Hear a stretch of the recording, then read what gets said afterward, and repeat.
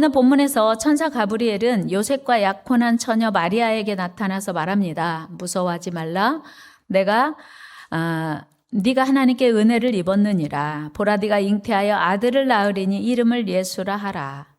이때까지 사실 마리아는 천사의 방문을 받기 전까지 이름 없는 가난한 동네 나사렛에서 살고 있던 시골 소녀, 시골 처녀에 불과했습니다. 평범한 소녀였지요. 사회적으로나 종교적으로 대단한 그런 인물이기보다는 그냥 아주 미미한 존재였습니다. 그런데 그가 어느 날 천사 가브리엘의 방문을 받습니다. 얼마나 감격스러웠을까요? 얼마나 기뻤을까요? 그런데 그 감격도 기쁨도 잠시 천사가 전해준 그 소식을 들어보니 이건 기뻐할 수도 없고 감격할 수도 없는 내용이었던 거예요. 아니, 축복이 아니고 오히려 재앙이었죠. 보라 네가 잉태하여 아들을 낳으리니. 여러분, 지금 마리아에게 이 소식은요 청천벽력이었습니다. 야, 이거 마른 하늘에 날벼락도 유분수지. 어떻게 나는 지금 결혼을 약속할 한 요셉 청년이 있고, 그리고 나는 아직 남자를 가까이 한 적이 없는데 이 무슨 해괴망측한 일이란 말인가. 이해할 수 없는 천사의 소식에 대단히 당황스러웠을 마리아를 우리는 생각해 볼 수 있습니다. 이 말이 사실이라면 마리아는 혼전 임신한 거예요. 그리고 요셉에게는 물론 유대 사회에서 부도덕한 여인으로 낙인이 찍힐 것은 물론이고 사람들의 따가운 시선, 야, 저 여자가 결혼도 아직 하지 않았는데 임신했대. 지금이야 뭐 그럴 수 있겠다고 생각하지만 지금으로부터 2000년 전, 그리고 그 당시 율법을 지키지 않으면 이 마리아의 죄는 돌에 맞아 죽어야 할 간음죄예요. 그러니 그 무성한 소문을 감당해야 했고 사람들의 외면, 따가운 시선들을 고스란히 감당해야 할 마리아를 생각해 보면 마리아가 지금까지 꿈꿔왔던 행복한 가정과는 아주 거리가 먼 상황을 맞닥뜨리게 된 것이었어요. 그리고 지금까지 마리아가 꿈꿔온 가정의 그림은 물거품이 되는 순간이었습니다. 더구나 남자를 가까이 한 적 없는데 임신했다? 억울한 일이잖아요. 그렇죠? 그리고 말도 안 되는 일이에요. 이해할 수 없는 일이에요. 나도 모르게 내가 임신을 했다고? 이런 일은 있을 수 없는 일입니다. 그런데 마리아가 그 천사의 수태고지를 받아들일 수밖에 없는 거예요.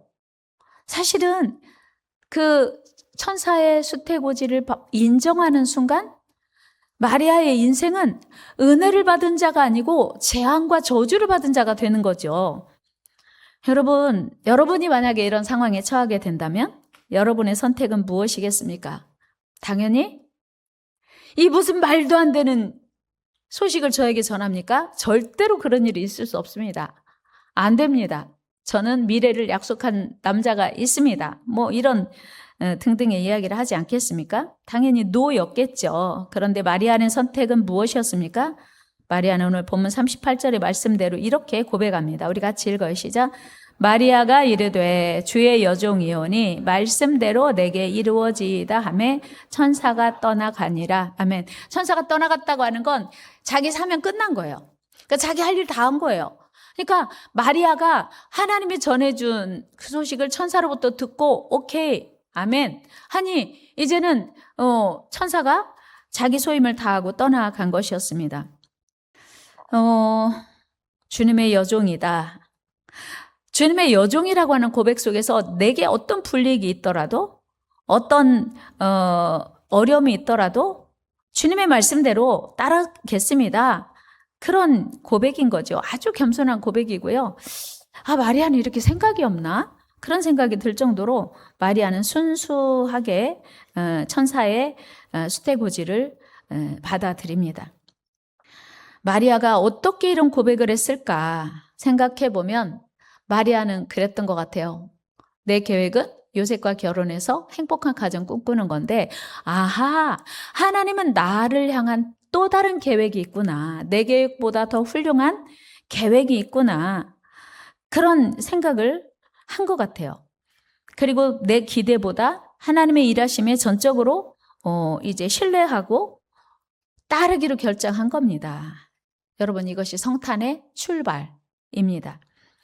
여러분, 그는 어떤 마음으로 이렇게 어렵고 힘든 하나님의 도전에 순종할 수 있었을까? 첫째는 마리아는 조건 없는 순종을 선택했습니다. 마리아는 천사에게 무슨 이유로 제가 아기를 임신해야 한단 말입니까? 저는 남자를 가까이 한 적이 없습니다. 억울합니다. 변명하지 않았어요. 아무 조건 없이 무조건 수용하고 순종한 것입니다. 말도 안 되는 불리한 하나님의 도전 앞에 마리아는 온전히 순종하기로 결단합니다. 아무 조건도 없이 하나님의 계획과 뜻이 하나님의 말씀대로 자신을 통하여 이루어지기를 결단한 겁니다. 이것이 은혜고요. 이것이 신앙생활입니다. 오늘 마리아가 말도 안 되는 억울한 일, 도저히 이해할 수 없는 상황에 순종할 수 있었던 이유는 삶의 주도권을 하나님께 다 내어드렸기 때문이었습니다. 마리아는 자신의 입장이나 자신의 뜻이나 자신의 계획을 생각하면 결코 수용할 수 없는, 결코 순종할 수 없는 그런 하나님의 계획을 이제 맞이하게 되었죠. 그러나 마리아는 자기 인생이 오직 하나님의 것임을 인정하고 자신의 전 인생의 그 주도권이 하나님께 있음을 믿고 하나님께 자기 인생을 드렸습니다. 여러분, 여러분의 인생은 언제 시작되었나요? 누가 시작했나요? 여러분들이 성별, 남자가 되고 여자가 되는 거 누가 결정한 거예요? 전적인 하나님의 역사인 줄로 믿습니다. 우리가 태어나고 싶어서 태어난 사람은 아무도 없어요. 부모님이 실수해서 태어났다고요? 아니요. 모태 지어지기 전부터 하나님이 여러분들을 계획하셨고 준비하신 줄로 믿습니다. 하나님이 말씀에 증명하고 있습니다.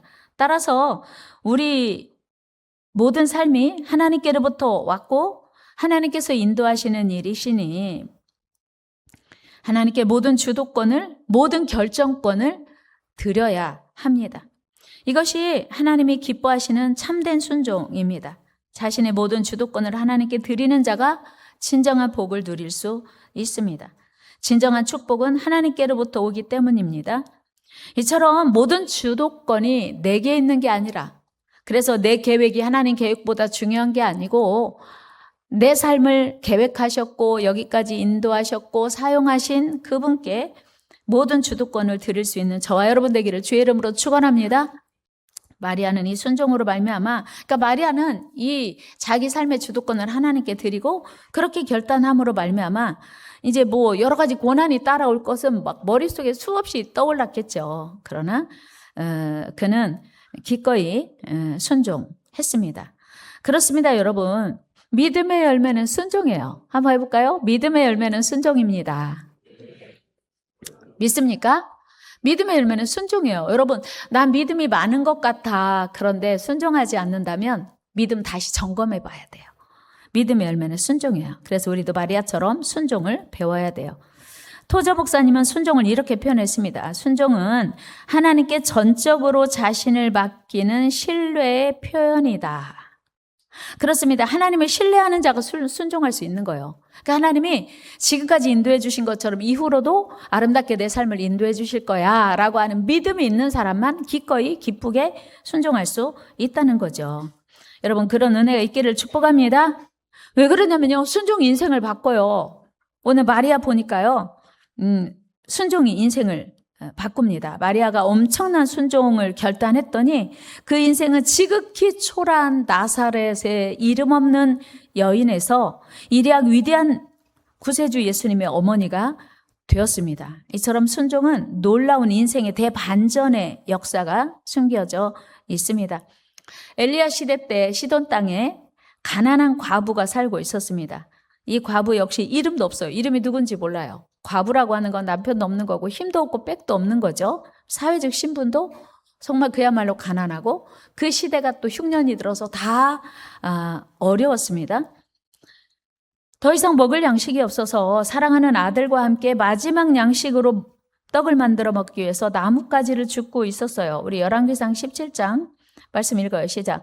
여호와의 말씀이 엘리야에게 임하여 이르시되 너는 일어나 시돈에 속한 사르밧으로 가서 거기 머물라. 내가 그곳 과부에게 명령하여 네게 음식을 주게 하였느니라. 아멘. 여러분, 그 흉년이 들어서 농사할 수 없는데 누구에게 음식을 이렇게 도움 받는다고 하는 건 상당히 부담되는 일이에요. 근데 하나님이 가래요. 명령 받았습니다. 그래서 갔어요. 근데 엘리야가 이제 말이 안 나오니까 마침 그 나뭇가지 줍고 있는 여인을 만나서 이렇게 말합니다. 우리 10절 말씀 한번 읽어볼까요? 시작. 그가 일어나 한 과부가 그곳에서 나뭇가지를 줍는지라. 와, 얼마나 그 광경이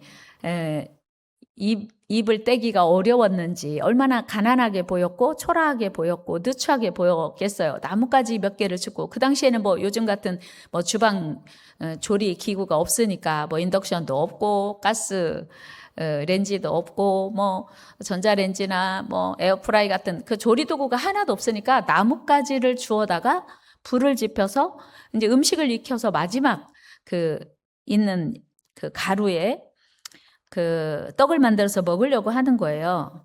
그런데 이렇게 또 도전을 합니다. 우리 10절 후반절을 같이 읽어 시작. 이에 불러 이르되 청하건대 그릇에 물을 조금 가져다가 내가 마시게 하라. 흉년 들었어요. 가뭄이 들었어요. 얼마나? 3년 6개월. 물 한 잔도 사실은 누구에게 나누어 드리기가, 물 한 잔도 사실 누군가에게, 요즘 같으면요 마트에 가면 생수도 많고 아니면 뭐 그 정수기도 집집마다 다 있으니까 물 한 잔이 그렇게 귀하게 여겨지지 않을 수 있지만 흉년이 들었어요. 가뭄이 들었어요. 비도 이슬도 내리지 않은 지 무려 3년 6개월이에요. 물 한 잔이 너무 소중한 그 상황에서 물 좀 주세요 라고 했어요. 그러니까 이 여인이 아무 얘기도 않고 알겠습니다. 제가 물 가지러 갔다 올게요 하고 출발하는데 엘리야가 거기에다 다시 이야기를 합니다. 12절 말씀 볼까요? 시작. 그가 가지러 갈 때에 엘리야가 그를 불러 이르되 청하건대 내 손에 떡 한 조각을 내게로 가져오라. 갈수록 태산이라는 말이 이런 상황을 빗대어 하는 말이 아닐까요? 물도 지금 누군가에게 나눠주기 어려운 상황인데 그래도 기쁨으로 제가 물 가져올게요. 잠깐 기다리세요. 그렇게 생각하고 지금 가지러 가려고 하는, 잠깐만요. 물도 가져오시고요. 떡 한 조각 가져오세요. 이 여인이 너무 당황했어요. 그래서 이런 말을 합니다. 12절 같이 읽어요. 시작. 그가 이르되 당신의 하나님 여호와께서 살아계심을 두고 맹세하노니 나는 떡이 없고 다만 통에 가루 한 움큼과 병에 기름 조금뿐이라. 내가 나뭇가지 둘을 주워다가 나와 내 아들을 위하여 음식을 만들어 먹고 그 외에는 죽으리라. 아멘. 지금 흉년 들었으니까 아주 아끼고 또 아껴서 겨우겨우 연명할 만큼 먹고 마지막 남은 통에 가루 그리고 기름으로 나뭇가지 주워다 불을 지펴서 이제 마지막 양식을 먹으려고 하는 거예요. 그런데 뭐 가지고 오래요? 떡 가지고 오래요. 그러니까 이 여인이 말하는 거예요. 죄송한데요. 저 떡 없어요. 당신에게 드릴 떡도 없을 뿐더러 우리도 먹고 오늘 지금 이거 먹으면 이거 마지막 양식이에요. 그리고 넉넉하지도 않아요. 그런데 하나님의 계획을 엘리야가 그 여인에게 말하면서 설득해요. 제가 생각해 보니까 신앙생활은요, 말씀으로 설득당하는 일이다 싶어요. 동의하시나요? 신앙생활은 하나님에게 설득당하는 거예요. 한번 해볼까요?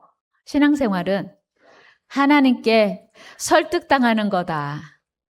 아멘. 그러니까 신앙생활에 갈등이 많은 이유는 설득당하기 싫은 거예요. 하나님 말씀은 A라고 하는데 우리는 B가 더 좋은 플랜인 것 같죠. 그래서 늘 하나님의 뜻에 설득당하지 않으려고 안간힘을 쓰느라고 우리는 늘 갈등 상황을 가지고 가는 것 같습니다. 근데 엘리야가 물러서지 않고 계속해서 하나님께서 말씀하신 대로 하나님의 계획을 타이르고 설득해요. 그리고 약속합니다. 오늘 그 떡 나에게 가져오면 앞으로 당신의 삶은 하나님이 책임져 주실 것입니다. 그리고 앞으로 어떤 은혜와 축복이 기다리고 있는지 준비되어 있는지를 자세하게 설명해요. 우리 14절 말씀 한번 같이 읽어요. 시작. 이스라엘의 하나님 여호와의 말씀이 나 여호와가 비를 지면에 내리는 날까지 그 통의 가루가 떨어지지 아니하고 그 병의 기름이 없어지지 아니하리라 하셨느니라. 아멘. 여러분, 신앙생활이 왜 늘 갈등하고 고민하고 말씀대로 순종하지 못하는 이유가 그거 아닐까요? 우리는 다 똑똑해요. 여러분들 다 박사시잖아요. 내가 경험해봐서 아는데 그렇게 되는 게 아니야. 우리는요, 내 계획이 많고 내 생각이 많아요. 내 경험이 훨씬 더 하나님 말씀보다 중요합니다. 그래서 절대로 하나님의 말씀대로 순종할 수 없어요. 순종하기 싫어요. 그래서 신앙생활의 성장이 어려운 겁니다. 아마 이 여인도 그럴 리가 없어. 절대로 그런 기적은 일어나지 않아. 지금 비가 안 온 지 얼마야? 지금 농사도 짓지 못한 지가 얼마야? 그런데 통의 가루가 계속된다고? 기름의 병에 기름이 계속된다고? 틀림없이 나에게 떡 얻어 먹으려고 나를 이용하는 거야. 속으면 안 돼. 뭐 이런 생각이 들었을 수도 있어요. 그런데 오늘 그 시돈 땅의 가난한 과부는 엘리야 선지자의 말을 그대로 믿어요. 여러분, 하나님 말씀을 그대로 믿는 은혜가 있기를 축복합니다. 하나님의 말씀을 그대로 믿으면 기적이 일어납니다. 그리고 하나님의 이름으로 하는 엘리야의 약속을 그대로 믿습니다. 오늘 예수님의 어머니 마리아에게도 천사가 이 약속합니다. 우리 본문 31절에서 33절 읽어요. 시작. 보라, 내가 잉태하여 아들을 낳으리니 그 이름을 예수라 하라. 그가 큰 자가 되고 지극히 높으신 이의 아들이라 일컬어질 것이요. 주 하나님께서 그 조상 다윗의 왕위를 그에게 주시리니 영원히 야곱의 집을 왕으로 다스리실 것이며 그 나라가 무궁하리라. 아멘. 지금 마리아에게 천사가 약속한 거예요. 만약에 이 제안을 받아들이면 어마어마하게 위대한 인물을 탄생시킬 것이다. 그리고 지극히 높으신 자의 아들이라 일컬음 받을 것이다. 그리고 다윗의 왕위를 그에게 줄 것이다. 뭐 이런저런 여러 가지 약속을 합니다. 여러분, 이보다 더 귀한 약속이 어디 있습니까? 이보다 더 큰 복이 어디가 있습니까? 이 약속이 진짜 믿어진다면 순종은 좀 쉬워져요. 순종은 쉬워집니다. 오늘의 천사가 전해준 하나님의 약속을 믿음으로 받았다면 마리아는 훨씬 더 쉽게 순종했을 수 있어요. 근데 진짜 마리아는 그 천사의 말을 그대로 믿고 순종합니다. 38절 보면 우리가 짐작할 수 있어요. 같이 읽어요. 시작. 마리아가 이르되 주의 여종이 오니 말씀대로 내게 이루어지이다 하매 천사가 떠나가니라. 아멘. 여러분, 마리아의 이 순종이, 마리아의 이 결단이 신분을 바꾸고 인생을 완전히 바꿉니다. 시돈 땅의 가난한 과부 역시 엘리야 선지자의 약속을 믿고 그 어려운 부탁을 기쁘게 순종합니다. 그리고 그의 인생은 그 메마른 흉년이 다 지나기까지 기적적인 인생, 풍요한 인생, 마르지 않는 인생을 그 사랑하는 아들과 함께 보내게 됩니다. 우리 말씀으로 확인해 봅니다. 시작. 그가 가서 엘리야의 말대로 하였더니 그와 엘리야와 그의 식구가 여러 날 먹었으나 여호와께서 엘리야를 통하여 하신 말씀 같이 통의 가루가 떨어지지 아니하고 병의 기름이 없어지지 아니하니라. 아멘. 여러분, 순종이 쉽지 않아요. 어려워요. 그런데 순종하니까 놀라운 기적이 일어나요. 우리도 순종을 배웁시다. 마리아의 순종을 배웁시다. 마리아의 순종을 본받읍시다. 사실은요, 성경에 보면 말도 안 되는 순종을, 말도 안 되는 하나님의 그 명령을 순종한 선지자들이 있어요. 우리 이사야 선지자를 보면요, 3년 동안 옷 벗어, 신발 벗어, 옷 벗고 신발도 벗고 3년 동안 그 도시에서 예언을 하나님이 하라고 하셨거든요. 우리 이사야 20장 2절 말씀 읽어요. 시작. 그때 여호와께서 아모스의 아들 이사야에게 말씀하여 이르시되 갈지어다 네 허리에서 배를 끄르고 내 발에서 신을 벗을지니라 하시매 그가 그대로 하여 벗은 몸과 벗은 발로 다니니라. 아멘.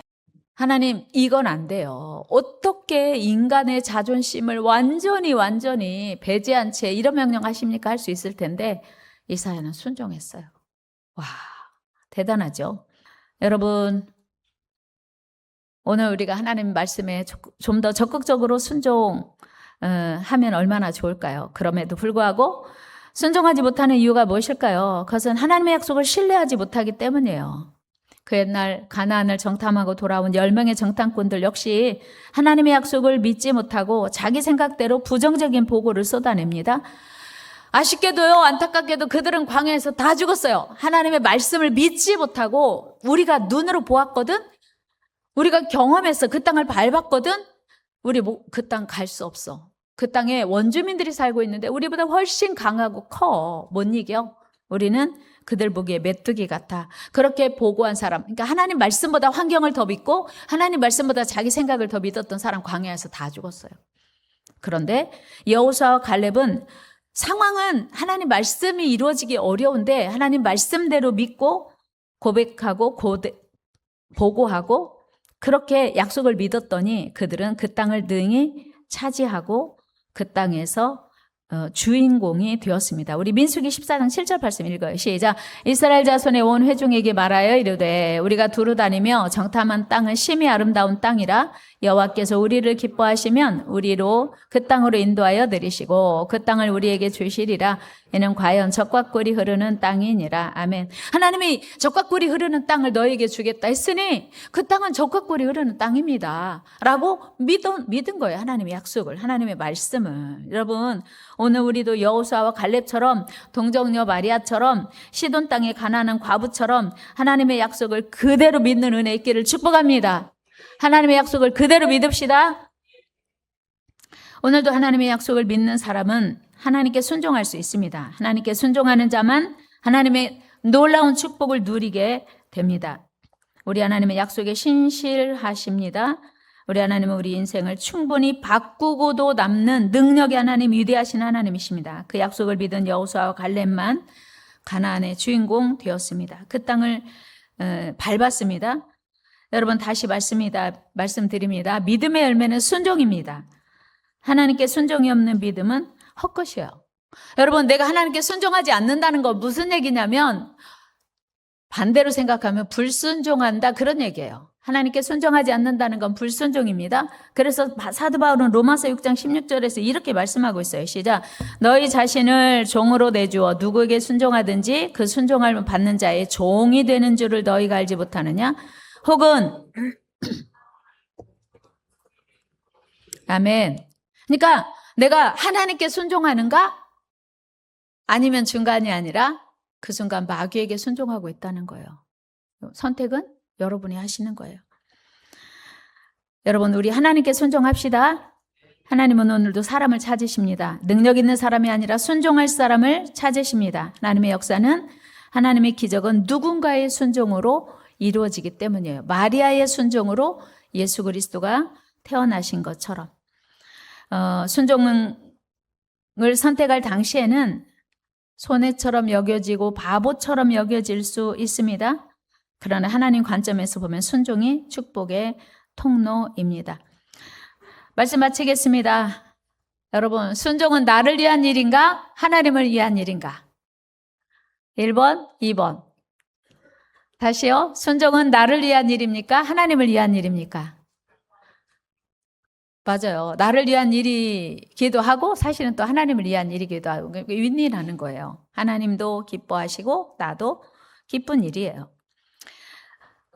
찰스 스텔리는 이렇게 말했습니다. 하나님은 성공한 사람보다 순종한 사람을 원하신다. 마틴 루터 목사님이 이렇게 말했어요. 믿음의 첫걸음은 이해가 아니고 순종이다. 올 한 해도 저물어 갑니다. 여러분, 오늘 한 해 어떻게 사셨습니까? 하나님을 믿는데도 기쁨이 없다면, 하나님을 믿는데도 감사가 없다면 우리의 순종을 점검해 보아야 합니다. 여러분, 마리아가 순종해서 예수님이 이 땅에 탄생하신 것처럼 우리의 순종으로 또 다른 하나님의 역사가 이루어질 것입니다. 하나님은 오늘도 우리의 순종을 기다리고 계십니다. 우리의 순종의 자리로 나아가는 저와 여러분 되기를 축복합니다.